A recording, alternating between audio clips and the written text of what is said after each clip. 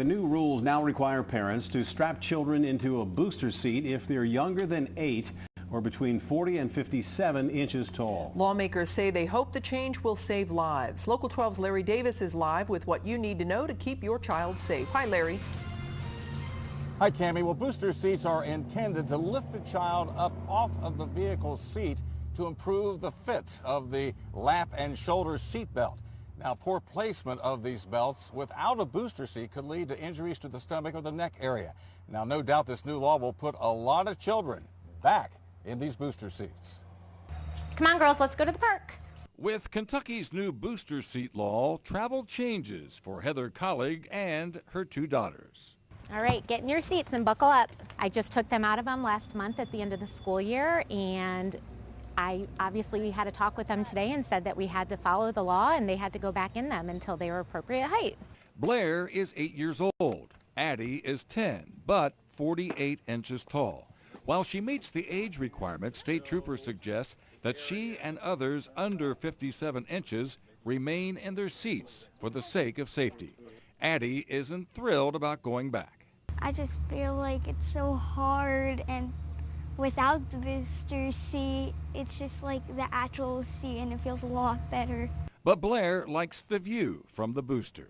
I like that it is higher, that I can actually see out the window, and it's like more comfy, and it doesn't, like the seatbelt doesn't touch my neck.